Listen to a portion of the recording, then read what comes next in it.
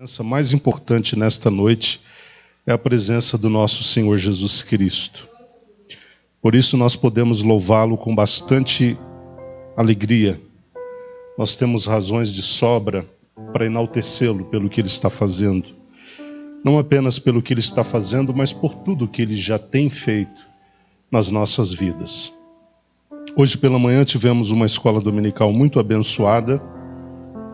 O assunto foi sobre o dom de mestre ou de doutor, e a Leila esteve ensinando sobre isso aqui.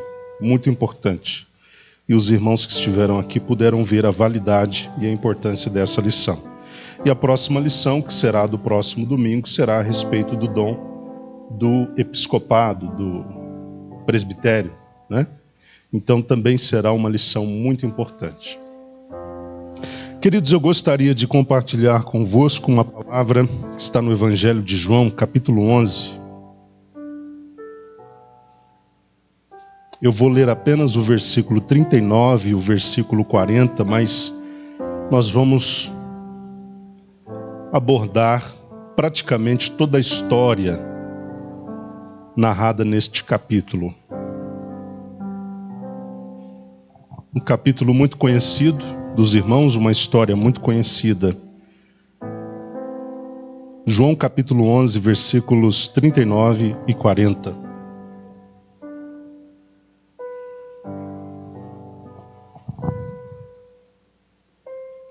Amém, queridos? A palavra do Senhor diz assim: determinou Jesus, tirai a pedra. Preveniu-lhe Marta, irmã do falecido: Senhor, ele já cheira mal, pois já se passaram 4 dias. Encorajou a Jesus: eu não te falei que se creres, verás a glória de Deus? Vamos ler mais uma vez, apenas para fixar. Determinou Jesus, tirai a pedra. Preveniu-lhe Marta, melhor dizendo, irmã do falecido: Senhor, ele já cheira mal, pois já se passaram 4 dias. Encorajou a Jesus: eu não te falei que se creres, verás a glória de Deus? Vamos orar mais uma vez. Senhor Deus, nós queremos celebrar este momento, celebrar esta oportunidade de estar aqui na Tua presença, na Tua casa, para glorificar e bendizer o Teu nome santo, e também para receber uma palavra vinda da parte do Senhor. Eu já sei que o Senhor tem falado desde o começo deste culto ao nosso coração, através dos louvores, através da Tua palavra também. Mas eu sei que ainda há algo a mais a ser dito a nós. Então fala, Senhor, fala com liberdade. Espírito de Deus, que a palavra que for ministrada nesta noite prospere naquilo para a qual estará sendo enviada. Eu tenho limitações para expor a Tua palavra, porque sou humano. Mas o Teu Espírito não tem limites, não tem limitações, não tem barreiras, não tem fronteiras. E a voz do Teu Espírito é capaz de traduzir com excelência o que o Senhor quer dizer no coração de cada um dos Teus filhos. Que o nosso coração se apresente como terra fértil para esta poderosa semente. Em nome de Jesus. Amém. Meus irmãos, como eu disse, nós estamos diante de um texto muito conhecido da maioria de nós, eu diria de todos nós, porque este texto, ele mostra a ocasião em que um amigo muito próximo de Jesus, cujo nome era Lázaro, acabou falecendo. Nós temos toda uma narrativa que começa com a notícia de que Lázaro estava doente. Posteriormente, nós temos a decisão de Jesus, que não foi a de visitá-lo imediatamente, mas a de rumar para outra direção. Finalmente, nós temos a morte de Lázaro e a sua ressurreição. Jesus chegando na aldeia de Betânia, 4 dias depois de sua morte, o manda reviver. Ele dá uma ordem, ele libera uma palavra, determinando que a morte devolvesse a vida de Lázaro. E foi assim que aconteceu. Lázaro teve de voltar à vida teve de sair do sepulcro. E nós veremos que o nome do Filho foi glorificado através deste grande milagre. Eu diria que este é um dos grandes milagres que o apóstolo descreve no Evangelho. Se não me engano, o 7º milagre descrito no Evangelho de João. Porque João tem exatamente a preocupação que os demais evangelistas não tiveram. Como ele foi o último escritor dos evangelistas, ele foi o último, provavelmente ele se ateve àquilo a que não se ativeram os demais. Mateus procura trabalhar uma visão de Cristo enquanto rei. Nós sabemos disso. Marcos procura trabalhar na perspectiva de sendo Cristo o grande servo, o que veio para servir. Lucas procura abordar a pessoa do Filho na perspectiva de ser ele o Filho do homem, alguém nascido de mulher, dado entre os homens. E João, detectando que faltava algo, ou que faltava trabalhar a questão do Filho numa outra perspectiva, decide trabalhá-lo na perspectiva de ser ele o Filho de Deus e o próprio Deus. Por essa razão, João se preocupa em falar sobre Jesus como sendo aquele que veio para se mostrar o Filho de Deus, o próprio Deus, o Salvador de todos os homens, aquele que tem em si toda a essência de Deus. Depois que Jesus opera este grande milagre do capítulo 11, que foi, como eu disse, a ressurreição de Lázaro, tudo mudou. A liderança religiosa composta pelos fariseus, saduceus e escribas passaram a determinar a morte de Jesus. Porque até então eles diziam que Jesus arrogava ter uma autoridade, mas ele próprio dizia ter essa autoridade. Não havia o testemunho das pessoas sobre isso. Mas a partir do momento que Jesus levanta Lázaro da sepultura, depois de 4 dias morto, então eles entenderam que não havia mais como sustentar esse argumento, de que Jesus era apenas um falastrão, alguém que dizia ser que na verdade não era. Quando Jesus chama Lázaro de volta à vida depois de 4 dias, isso deu um testemunho poderoso entre os povos, ou melhor, entre as pessoas daquela região, mostrando que Jesus era de fato quem ele defendia ser, o Filho de Deus, o próprio Deus. Passaram a persegui-lo e Jesus teve até de se esconder para não ser morto antes da hora. Mas pouco tempo depois, inevitavelmente, ele foi à cruz.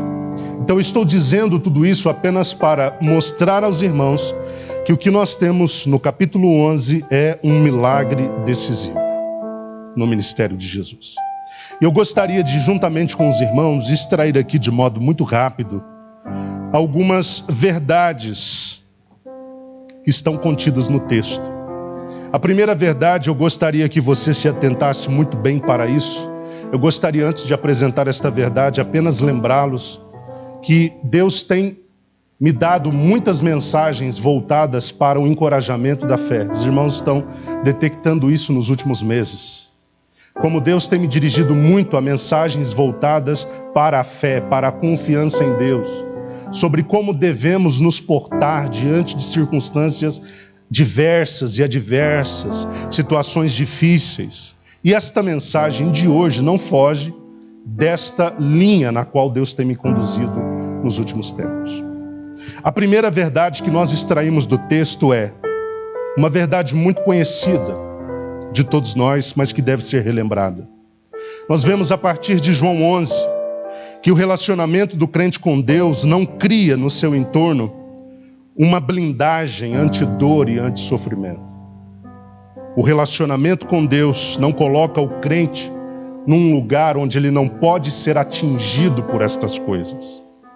No versículo 2, se os irmãos observarem no texto, nós veremos que o evangelista diz que a Maria, irmã de Lázaro, esta que é citada ao longo do texto, era justamente aquela Maria que tinha adorado Jesus, quebrando um vaso de alabastro que continha um perfume de alto valor. E foi ela que derramou este perfume na cabeça de Jesus e enxugou posteriormente com seus próprios cabelos. Os discípulos, os irmãos se lembram desse episódio, ficaram estupefatos, disseram: mas como pode se dar a esse desperdício essa mulher? Como esta mulher pode jogar fora um perfume que custa 300 denários, que seria o equivalente a 300 dias de trabalho daquele tempo? E Jesus enalteceu a atitude daquela mulher e reconheceu que tratava-se de uma atitude de adoração diferenciada. Então, o texto mostra de que Maria nós estamos falando, ou de que Maria João está falando. No versículo 3, o texto pontua que Lázaro, que também é um dos personagens citados no capítulo 11, e é o personagem central, era um homem amado por Jesus. Senhor, eis que aquele a quem amas está enfermo. Mas o versículo 5 também coloca que não apenas Lázaro era um homem amado por Jesus, mas também suas irmãs, aquelas que acabei de citar, Marta e Maria, também o eram. Versículo 5, e Jesus amava Marta, a irmã dela, que era Maria, e a Lázaro.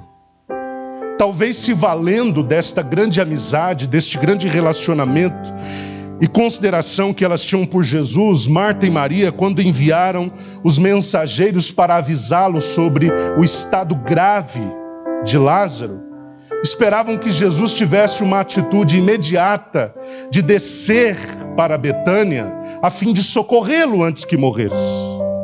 O que elas esperavam é que Jesus tomasse uma atitude.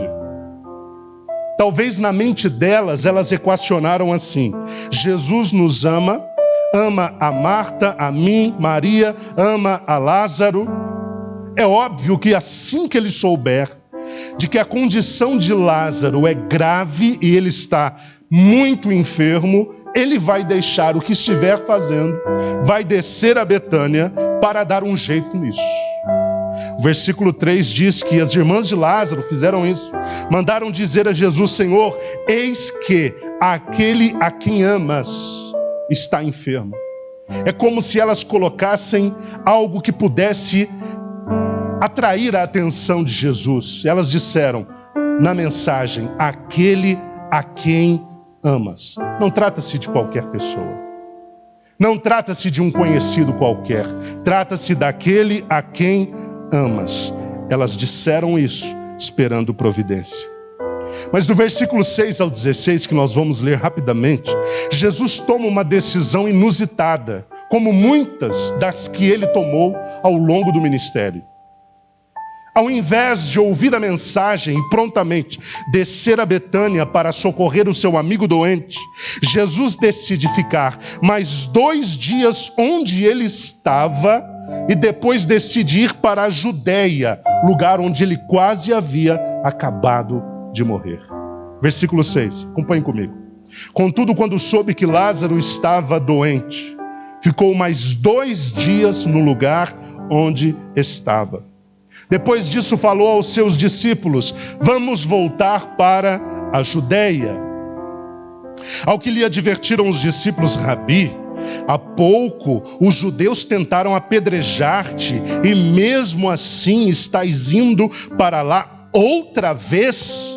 Vejam a perplexidade com que eles receberam essa decisão. Nós acabamos de sair de lá, quase que o Senhor foi apedrejado, e agora o Senhor quer retornar para lá outra vez? E agora Jesus, no versículo 9, ele usa um jogo de palavras para mostrar que ele, enquanto Filho de Deus, sendo luz, precisa fazer o que é necessário ser feito enquanto é dia, antes que a noite chegue. Jesus lhes respondeu: não são 12 as horas do dia? Se alguém caminhar de dia não tropeça, porque vê a luz deste mundo. A luz deste mundo é quem? Ele próprio, Jesus. Mas se caminhar na noite tropeça, porque a luz não está nele, porque a luz seria tirada do mundo. Tendo dito estas palavras, prosseguiu explicando-lhes: nosso amigo Lázaro dorme, mas eu vou até lá para despertá-lo. Então seus discípulos lhe disseram: Senhor, se ele está dormindo, vai ficar melhor. Entretanto, Jesus lhes havia falado da morte de Lázaro, mas os discípulos pensaram que Jesus estivesse se referindo ao repouso do sono. Ao que Jesus lhes disse claramente: Lázaro morreu, E para o vosso bem estou alegre por não ter estado lá, para que agora possais crer. Sendo assim, vamos ter com ele. Então Tomé, chamado Dídimo, disse aos seus companheiros discípulos: vamos também nós para morrermos com ele. Meus queridos, a primeira lição que nós temos é esta. Nós precisamos entender que apesar de todo o relacionamento de proximidade que nós temos com o nosso Senhor Jesus Cristo, apesar de todo o relacionamento de amizade que nós tenhamos com Ele, como Marta, Lázaro e Maria tiveram, isso não vai nos impedir de atravessar fases de perdas grandes. Ter um relacionamento com Deus não implica em não atravessar períodos difíceis. Nós temos o clássico exemplo de Jó. Se você abrir a sua Bíblia rapidamente no livro de Jó, no capítulo 1, nós temos aqui informações valiosíssimas sobre quem ele era. O versículo 1 diz: havia um homem na terra de Uz e seu nome era Jó. Agora vejam como ele é qualificado pelo escritor do livro de Jó. Ele era um homem bom, honesto e justo. Amava respeitosamente a Deus e evitava praticar o mal. Agora, como se não bastasse, no versículo 8 do capítulo 1, vem da parte de Deus um testemunho sobre ele, Jó. Um testemunho inequívoco de quem ele era. Deus, se dirigindo a Satanás, disse: observaste o meu servo Jó? Em toda a terra, isso é Deus dizendo, aquele que vê todas as coisas, aquele que conhece todas as pessoas. Em toda a terra não há ninguém como ele, ser humano íntegro e justo, que ama e teme a Deus e se desvia do mal. Como se não bastasse ainda, Deus dá um segundo testemunho sobre o caráter deste homem. No capítulo 2, versículo 3, observaste o meu servo Jó? De novo Deus diz: em toda a terra não há ninguém como ele, ser humano íntegro e justo, que ama e teme a Deus e se desvia do mal. Jó se mantém íntegro, apesar de haver tentado me instigar contra ele, a fim de castigá-lo sem motivo. Mas apesar de Jó ser um homem com tamanhas qualificações, elas não o impediram de entrar no lugar onde ele entrou, de adversidade. Ele passou por uma fase, um período muito difícil. Ele perdeu tudo o que ele tinha, inclusive a saúde, só não perdeu a vida. Mas nós vemos que ao final, apesar de tudo isso, o Deus que é compensador restaurou a sorte daquele homem. Se num primeiro momento nós temos um Deus que não usa o relacionamento que tem conosco como justificativa para nos poupar da dor, da perda e do sofrimento, por outro lado, nós temos um Deus que, permitindo que passemos por estas circunstâncias, ao final delas, Ele agirá de modo compensatório. Ele agirá restaurando a ordem das coisas. Ele agirá nos reposicionando de novo a um lugar de sorte, a um lugar de bênçãos, a um lugar de vitórias, a um lugar de gozo, a um lugar de alegria, porque o nosso Deus procede desta forma. A nossa fidelidade, o nosso compromisso, a nossa relação de fidelidade com Deus não vai impedir que nós atravessemos determinadas fases. Podemos viver uma vida dedicada, podemos viver uma vida de fidelidade, de oração, de consagração diante de Deus, mas ainda assim Jesus nos assegura que estando no mundo nós teremos aflições. Agora vejam, Jesus não diz que teremos apenas aflições, mas Ele diz que no trajeto desta vida haverá no intercurso situações de aflição. Mas ele prossegue dizendo: mas tenham bom ânimo, porque eu venci o mundo. Jesus está dizendo: vocês não devem esmorecer pelo fato de eu estar garantindo que no mundo vocês serão afligidos. Pelo contrário, vocês devem se fortalecer na esperança de que, tendo eu vencido as aflições do mundo, eu vou prover a vocês uma força sobrenatural e extraordinária para que vocês também possam vencê-lo. Ao longo da vida, apesar do nosso relacionamento com Deus, apesar da nossa integridade, apesar da nossa conduta moral, apesar do nosso caráter ilibado, apesar da nossa vida honesta e transparente para com Deus, nós sim, eu repito, lidaremos com situações de perda, fracassos, desilusões, enfermidades, problemas e tantas outras coisas. Mas nada disso deve nos levar a um lugar onde nós venhamos a duvidar do amor que Deus tem por nós. Estas coisas não devem nos colocar num lugar onde a sensação seja a de que um relacionamento de integridade e sinceridade com Deus trata-se de algo inútil. Jó estava na adversidade e na dificuldade. A própria mulher dele disse: de que te valeu a tua integridade? De que te valeu o teu compromisso com Deus? De que te valeu o seu relacionamento para com Deus? Amaldiçoa o teu Deus e morre. Em situações difíceis você ouvirá coisas como estas. Pessoas se aproximarão para dizer a você que você está inutilmente se mantendo fiel a Deus, que o seu relacionamento com Deus não te traz nenhum benefício, só prejuízo. Mas cabe a você ignorar estas falácias, estes pensamentos e falas nocivas e confiar no que a palavra do nosso Deus nos expõe e nos mostra. Deus pode permitir a aflição, a dificuldade e a adversidade, mas se você tem um relacionamento com Deus, Deus vai compensá-lo ao final com bênçãos muito maiores. Em segundo lugar, nós temos aqui no texto do Evangelho de João 11, a seguinte verdade: quando o que esperamos que Deus faça não acontece, quando supostamente deveria, nós precisamos administrar o sentimento de frustração para que ele não nos leve a um lugar de revolta e apostasia. O versículo 17 diz que quando Jesus chegou nas proximidades de Betânia, Lázaro já estava morto há quantos dias, queridos? Há 4 dias. E o texto diz também nos versículos 18 e 19, nós não vamos ler por causa do tempo, que havia na cidade muitos judeus vindos de onde? Muitos judeus vindos na cidade, versículos 18 e 19. Havia muitos judeus vindo de onde? De Jerusalém, não é isso? Muitos judeus que tinham vindo de Jerusalém. Provavelmente a família de Lázaro e as suas irmãs eram uma família muito conceituada, tinha muitas amizades, era gente influente, bem posicionada socialmente. Como já havia 4 dias, muitos já tinham vindo de Jerusalém, que ficava a cerca de 3 quilômetros de Betânia, para confortar Maria e Marta, para prestar suas condolências.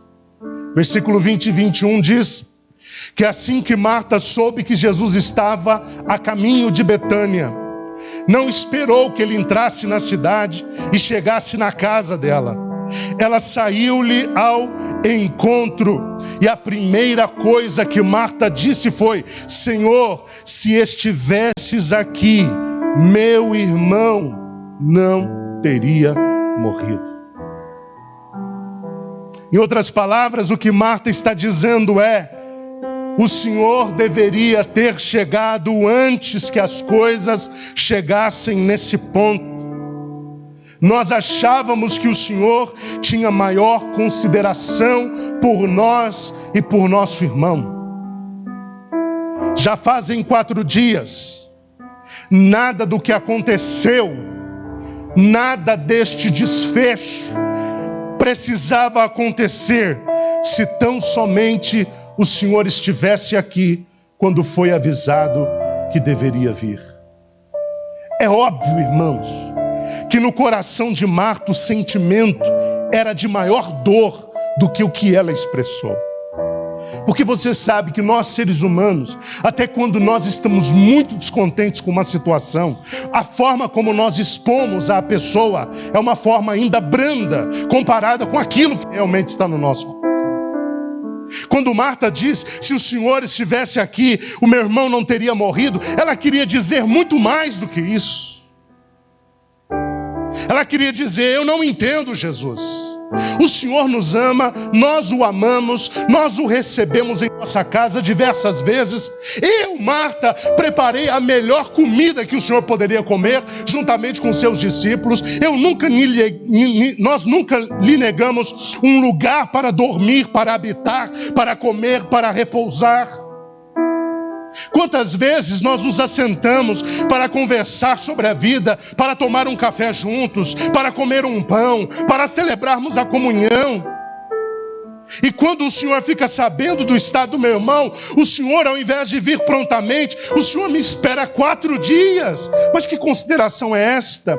Que amor é este? Que respeito é esse que o Senhor tem por nós? Se o Senhor estivesse aqui, a coisa não teria degringolado como degringolou.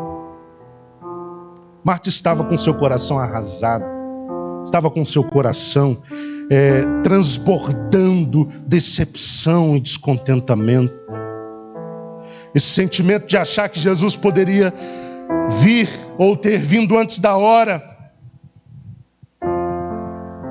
estava também no coração de Maria. Mas não apenas no coração de Maria, como mostra o versículo 32, mas no coração dos próprios judeus que estavam lá para consolar as irmãs, versículo 37.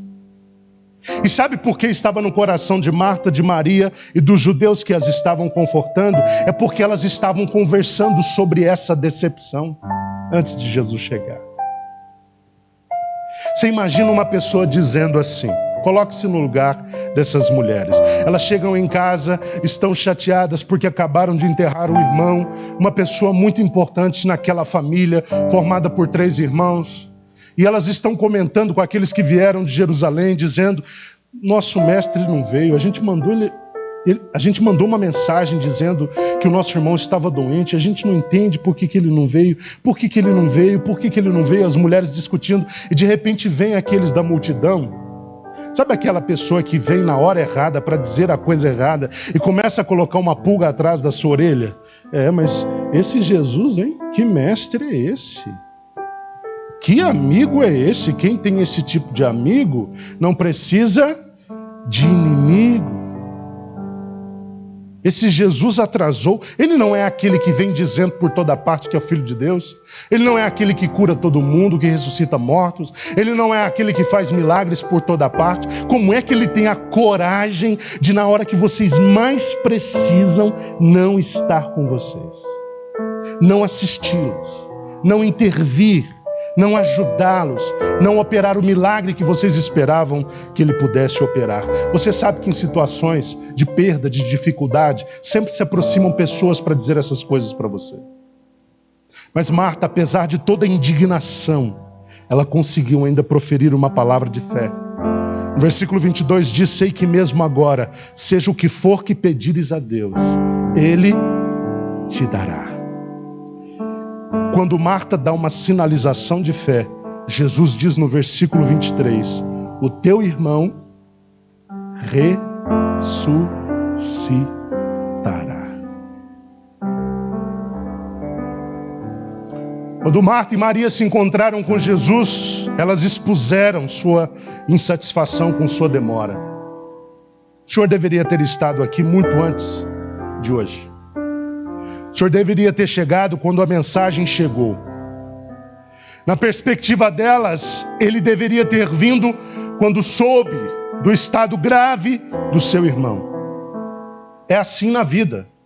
Quando nós estamos em período de sofrimento e dor, e perda, e dificuldade, e angústia, e aflição, nós temos a tendência de certa forma, nos sentirmos frustrados com Deus. Eu sei que em diversos momentos da sua vida, provavelmente você disse ao Senhor, meu Deus, eu esperava mais. Eu esperava que, quando eu expus a minha situação, o Senhor rasgasse os céus e descesse nas asas de um querubim e me arrancasse desse contexto, e me arrancasse dessa luta, e me arrancasse dessa dor, e me arrancasse desse lugar difícil. Muitas das vezes nós demonstramos na oração um certo descontentamento e frustração, porque às vezes a reação de Deus diante das nossas circunstâncias não é aquela que nós gostaríamos que Ele tivesse de imediato. É como se no íntimo a nossa alma, ela expusesse uma contrariedade em relação à forma como Deus age e reage em relação às nossas necessidades. Então brota no peito, no coração, uma série de perguntas. Por que Ele não veio antes?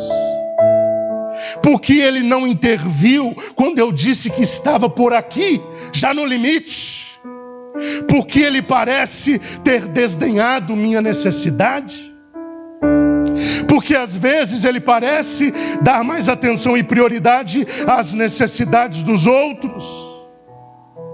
Vocês se lembram do caso de Jairo? O texto do Evangelho diz que Jairo, que era um dos chefes da sinagoga, procurou Jesus e disse: Senhor, a minha filha está horrivelmente enferma, eu preciso que o Senhor vá curá-la. E Jesus faz o que, meus irmãos? Ele prontamente se dispõe a ir. Só que no meio do caminho aparece uma mulher que estava há 12 anos sangrando. E os irmãos conhecem o episódio. Ela toca em Jesus, ela demora a chegar a Jesus, toca nas suas vestes e é finalmente restaurada da sua doença. Eu fico pensando na situação de Jairo, ele roendo as unhas de ansiedade. Que parte Jesus não entendeu quando eu disse que era urgentíssima a visita dele à minha casa para restaurar a minha filha? Agora aparece essa mulher, ao invés dele dizer: olha, eu tenho algo primeiro a fazer para depois cuidar da sua saúde. Não, ele fica ali dando atenção a essa mulher, e a minha questão está para depois dela. Parece que ele está preterindo, adiando a minha necessidade, em atender a minha necessidade. Mas não era isso que estava acontecendo. Quando Jesus chega na casa de Jairo, a menina não estava mais doente, ela estava morta. A situação tinha se agravado.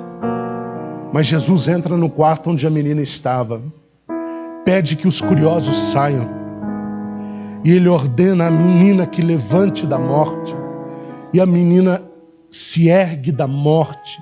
Jesus pega a menina e apresenta aos seus pais. O nome do Senhor foi glorificado naquele dia. Eu preciso que você entenda uma verdade muito grande que está aqui no Evangelho de João 11. Quando Jesus parece demorar a chegar para resolver alguma coisa, é que Ele está esperando que a situação vá se agravando e se avolumando e crescendo cada vez mais, para que ao final, quando houver um milagre, quando houver uma intervenção, o peso de glória seja maior. Uma coisa é Jesus curar uma menina doente, outra coisa é Jesus levantá-la da morte. Uma coisa é Jesus chegar em Lázaro e dizer: seja curado da sua doença. Outra coisa é Jesus chegar e dizer a um homem que está morto há 4 dias: Lázaro, sai para fora. O peso de glória da intervenção é maior. Deus está dizendo: eu não estou atrasado, eu não perdi a hora, eu não perdi o dia no calendário. Eu sei que a coisa está se avolumando, que você está no seu limite, que a coisa está num lugar insustentável, mas eu quero manifestar maior glória quando eu intervir. Eu quero manifestar maior glória quando eu curar. Eu quero manifestar maior glória quando eu te ajudar a resolver este problema. É por isso que o Senhor está aparentemente demorando para chegar. Ele está esperando a situação crescer, para quando Ele resolver, o peso de glória ser maior.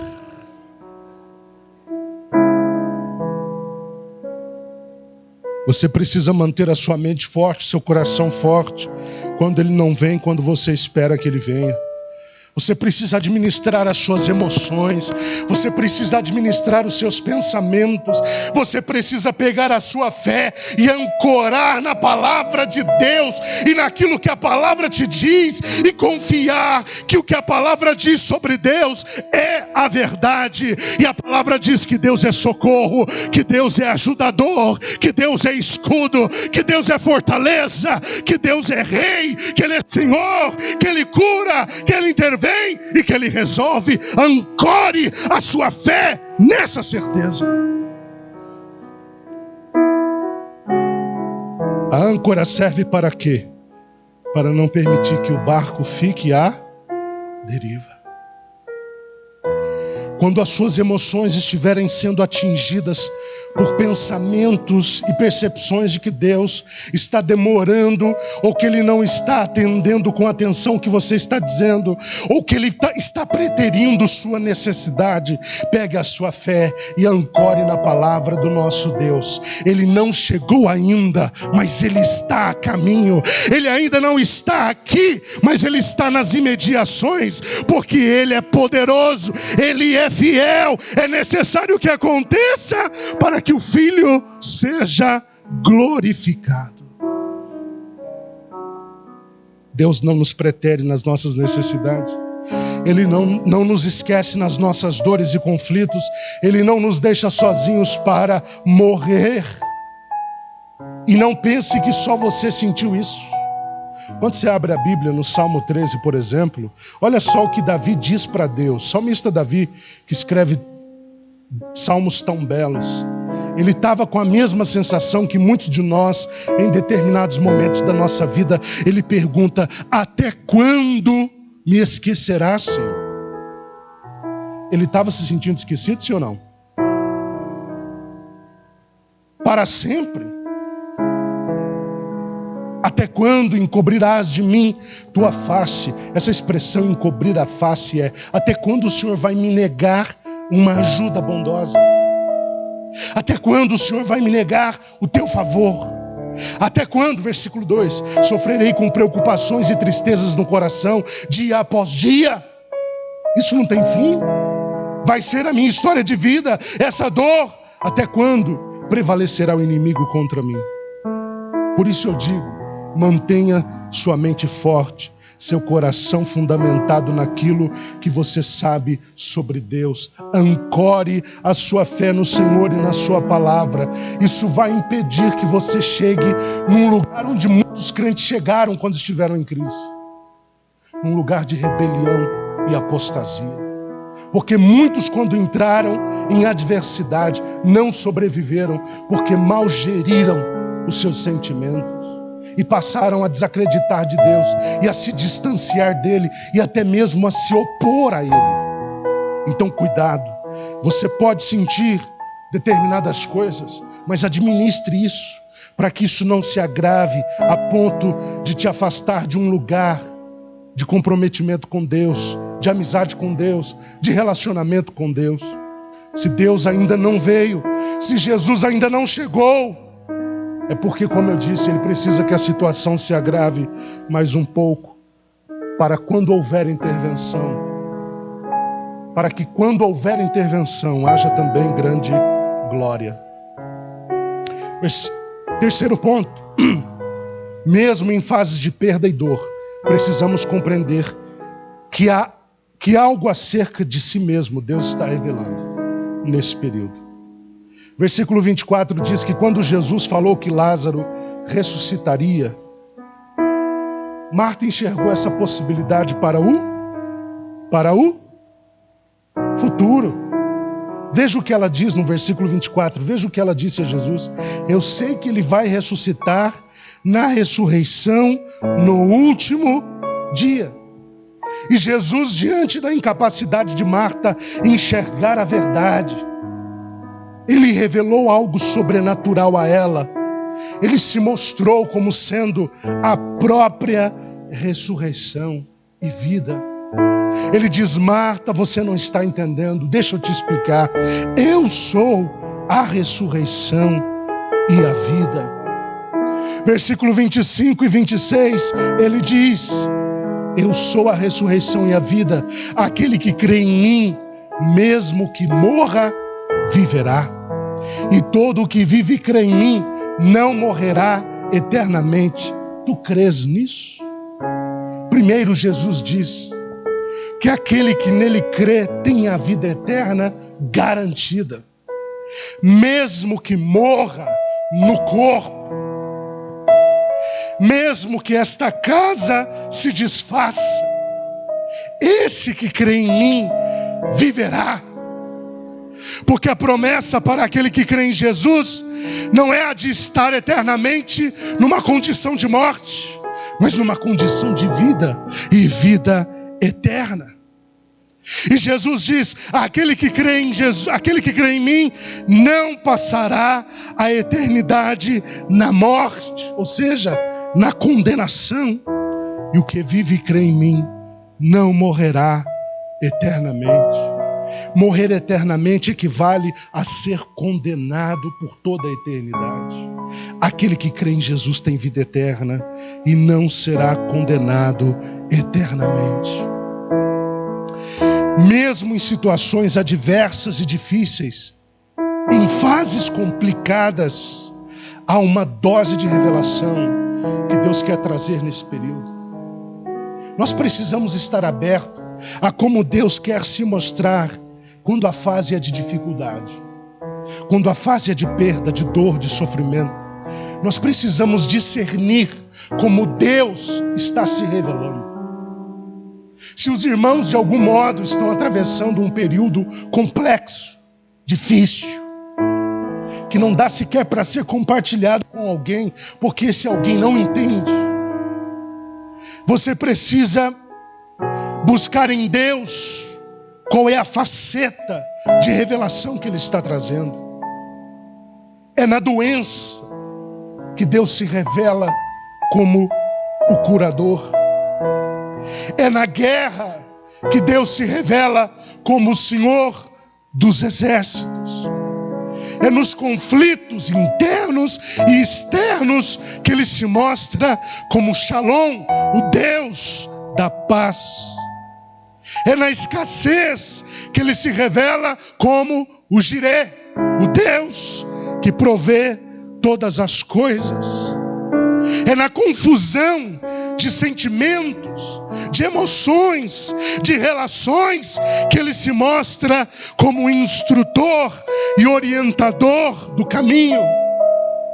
É na fraqueza que Ele se apresenta e revela-se como sendo a nossa grande força. Senhor, eu tenho um espinho na carne. E Jesus não diz: Paulo, eu vou tirar o espinho. Paulo diz: a minha graça te basta, porque o meu poder se aperfeiçoa na fraqueza.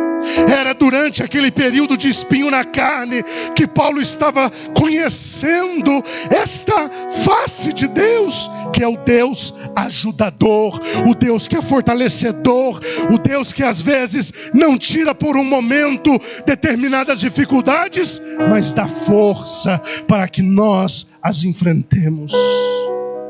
Não rejeite a fase, seja ela qual for, porque alguma área, algum aspecto de Deus está te sendo mostrado nesse período. Conheça como Deus está se mostrando nessa fase. Conheça como Deus está se revelando nesse período. Quando você descobrir qual é a grande revelação de Deus para essa hora, então você vai mudar de nível, você vai subir o degrau, você vai mudar de fase, porque você aprendeu o que Deus está te revelando sobre ele. Em quarto lugar, nós precisamos sempre ter em mente que Deus se importa. Eu gosto sempre de falar isso. Versículo 30 a 35, nós não vamos ler.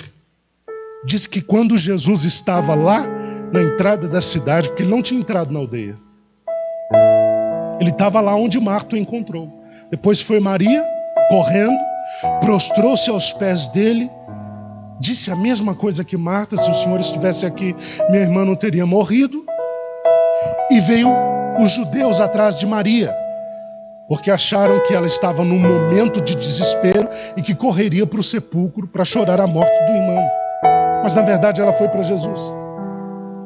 Quando Jesus viu aquele ambiente de morte, de tristeza, de dor, as pessoas chorando, as pessoas lamentando aquela grande perda, o texto diz que Jesus chorou.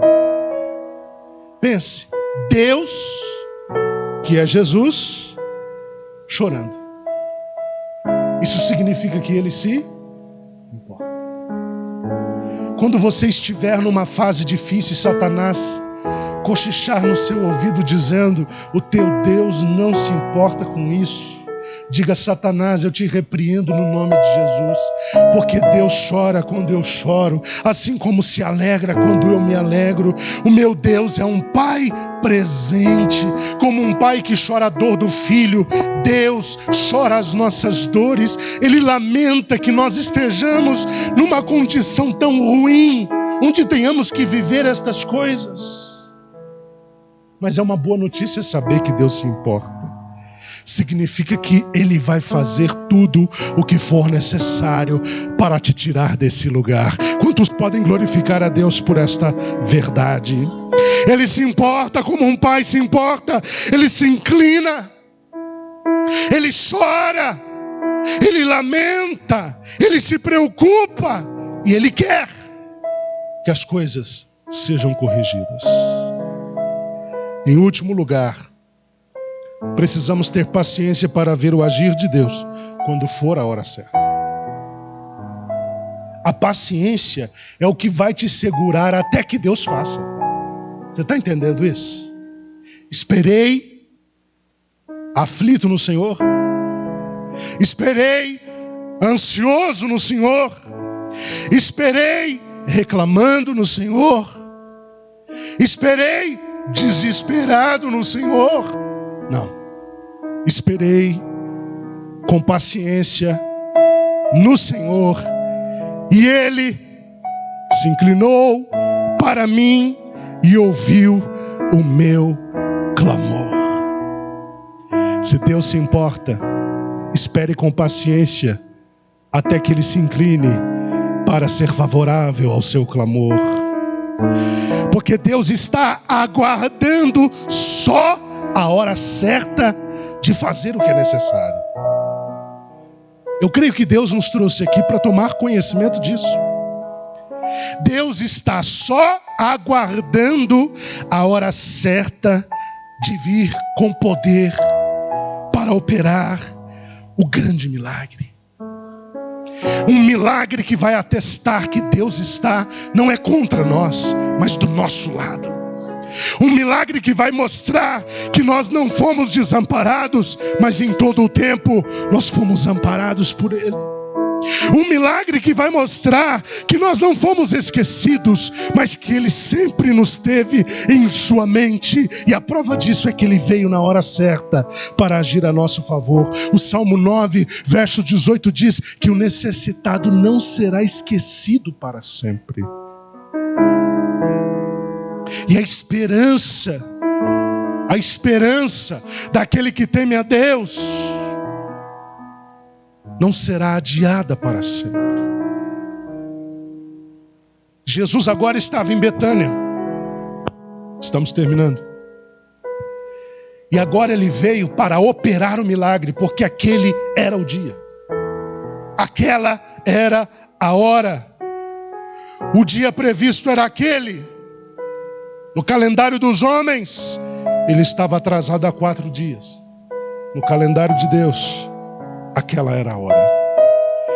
Versículo 38 diz que ele se dirigiu até o sepulcro.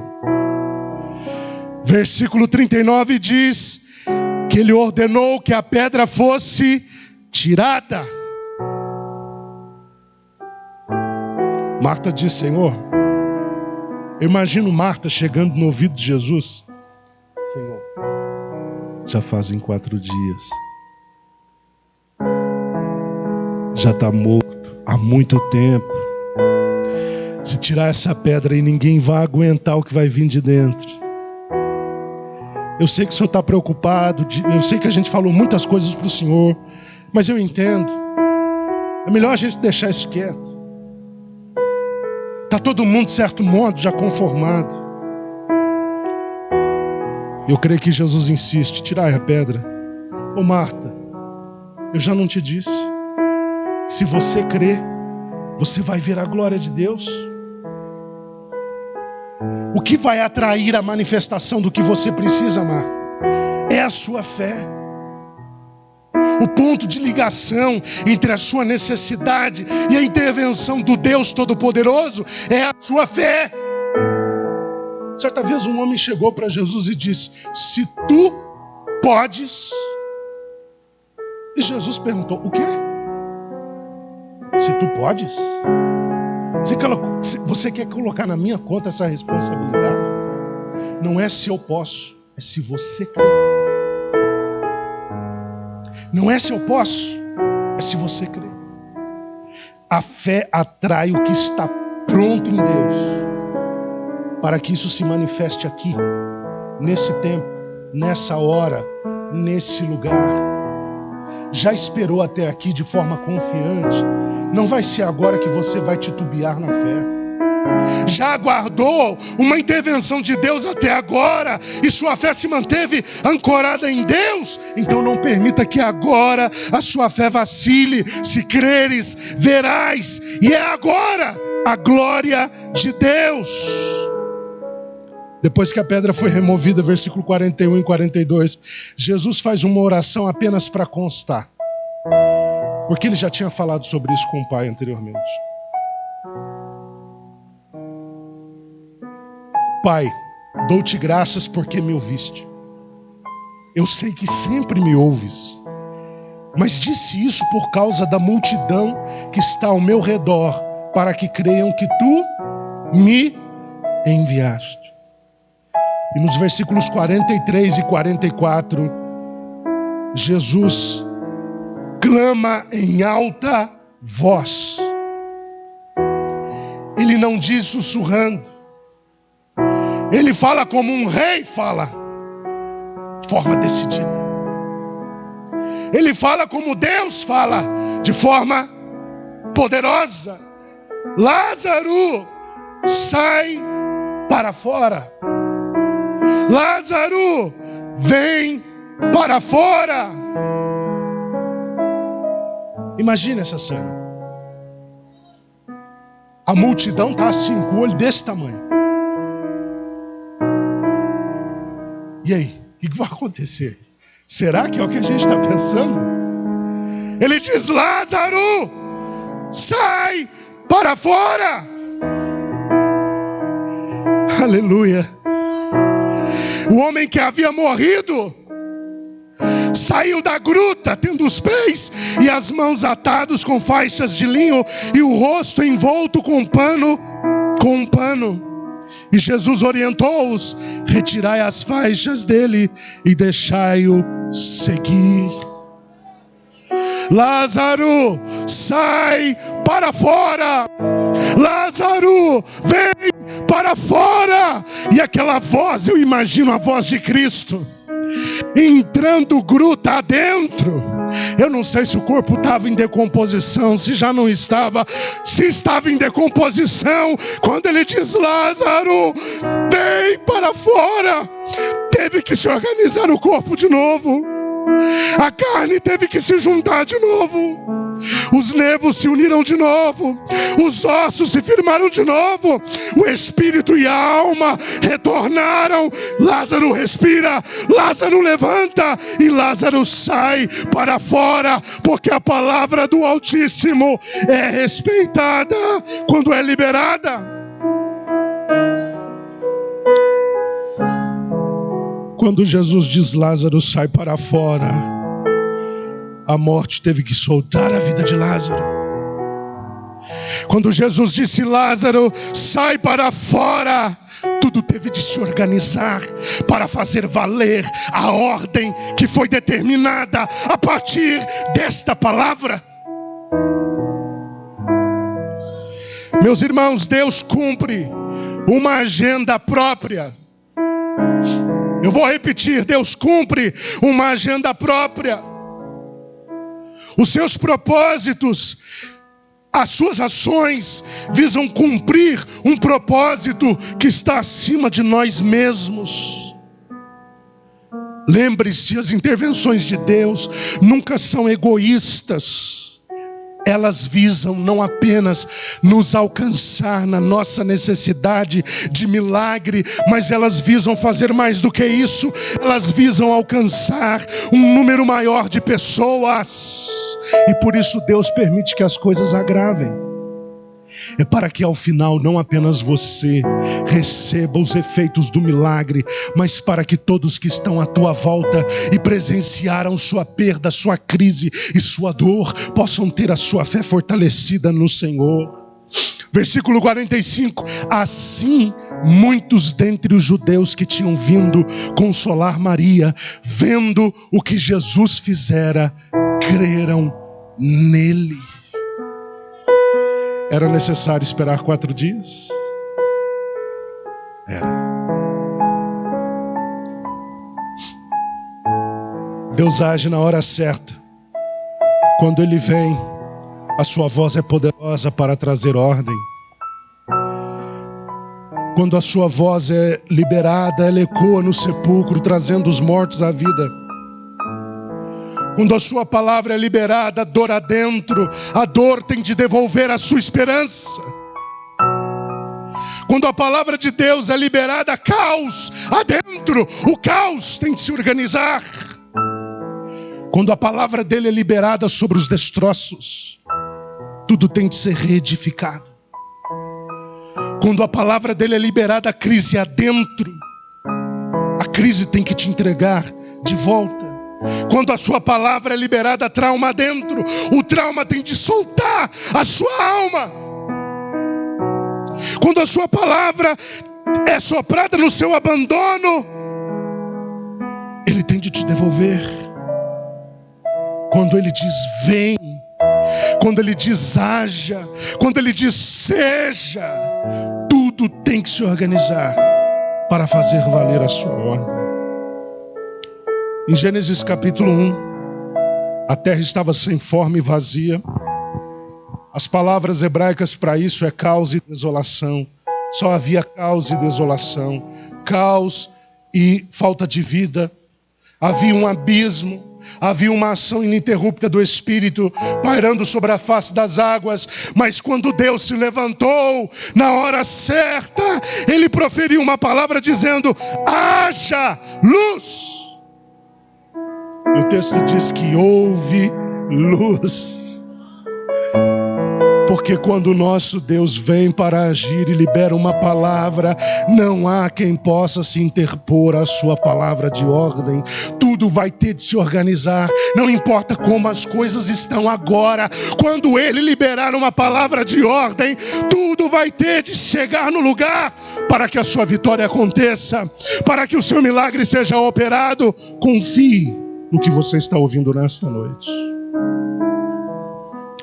Senhor, se o Senhor tivesse chegado antes, eu não estaria com tanto boleto atrasado hoje por causa da minha falta de emprego ou por causa do meu salário baixo.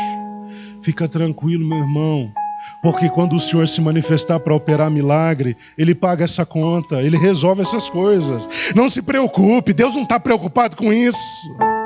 Meu Senhor, quando eu comecei a descobrir a doença, eu pedi uma intervenção, o Senhor não veio, agora não há medicina que resolva. Fica tranquila, fica tranquila, quando o meu Deus decidir agir, Ele vai compensar todas as coisas, Ele vai apagar esse saldo, Ele vai resolver isso, porque a sua palavra é poderosa. Creia na palavra poderosa de Deus. Creia que nesta noite há uma palavra prestes a ser liberada a teu respeito sobre esse assunto, e tudo vai se resolver. O milagre vai ser operado, Lázaro vai sair para fora, todos ficarão boquiabertos e o nome do Senhor vai ser glorificado como nunca antes foi. Meu Deus é especialista em fazer coisas surpreendentes. Meu Deus é especialista em impressionar. Lembre-se nessa noite, o relacionamento seu com Deus, você que é crente, não cria no seu entorno uma blindagem anti-dor e anti-sofrimento. Você vai passar por situações de dor e sofrimento, de crises e dificuldade. Mas mantenha-se firme no seu relacionamento com Deus, porque o teu Deus é Deus compensador. Ele pode parecer desprezar o seu relacionamento com Ele, pode parecer até não amá-lo em determinadas situações, mas é uma mentira. Ele te ama, Ele se importa, Ele não te pretere, Ele não te esquece. O que Deus está fazendo é esperar a ocasião onde a glória será maior. Segundo, quando você esperar que Deus faça alguma coisa e essa coisa não acontecer, quando supostamente deveria ter acontecido, administre esse sentimento no seu coração, para que ele não te leve a um lugar de revolta e apostasia. Terceiro, mesmo em fases de perda e dor, compreenda que algo acerca dele, ele está te revelando nesse período. Em quarto lugar, seu coração precisa estar ciente de que Deus sempre, eu vou repetir, Deus sempre se importa.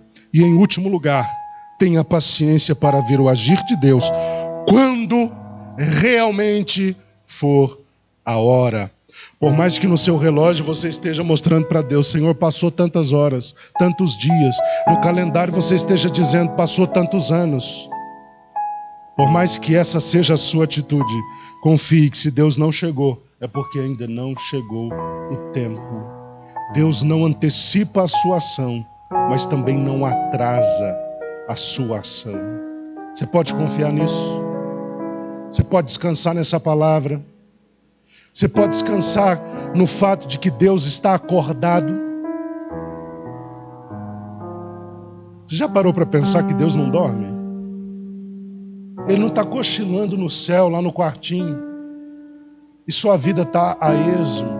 Não, o nosso Deus está acordado. Jesus diz, o meu Pai trabalha, eu também trabalho até agora. Nós estamos em atividade. Deus está em atividade. Deus está sentado num trono de olhos abertos. Ele está contemplando, o Salmo diz, toda a terra. Os seus olhos contemplam os homens. Os seus olhos vasculham a terra, porque Deus está em atividade. Ele não está dormindo, não está indiferente. O que Ele está fazendo é aguardando a hora certa para intervir, cumprir os seus propósitos e fazer algo que ultrapasse uma bênção pessoal, algo que alcance você, mas que alcance dezenas, centenas e até milhares de pessoas. Senhor, nós te louvamos nesta noite por esta palavra. Eu te peço que não permita que Satanás roube ela do nosso coração. Essa semana, Senhor, durante essa semana, que o nosso coração venha remoer novamente o que foi pregado nesta noite. E que cada vez que o nosso coração se sentir abandonado, cada vez que a nossa mente entrar em conflito tentando nos convencer de que o nosso relacionamento é inútil, que a nossa fidelidade é inútil, que o Senhor não se importa, que não haverá milagre, porque já passou da hora, já passou do tempo, que neste momento o Senhor nos dê a graça, o favor do Teu Espírito para nos colocar de pé novamente, com a mente sadia, com o coração sadio.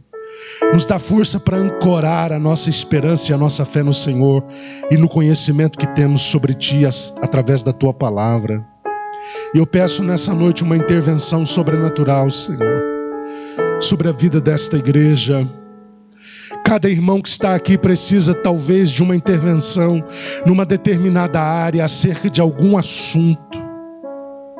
Eu peço que nesta noite essa palavra que ecoou sepulcro adentro no caso de Lázaro venha ecoar na situação pela qual o teu filho e a tua filha está atravessando, e que essa palavra coloque ordem nas coisas, e que essa palavra traga reajuste, ajuste, restauração e reedificação.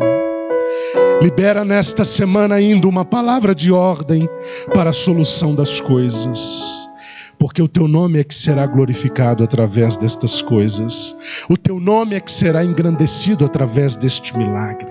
Então eu te peço para finalizar esta oração, glorifica o teu nome através das coisas que estão acontecendo nas nossas vidas. Que o milagre seja poderoso, que o milagre seja grande, em nome de Jesus. Se você pode dizer amém, com fé, diga amém. Graças a Deus. Queridos, quarta-feira nós teremos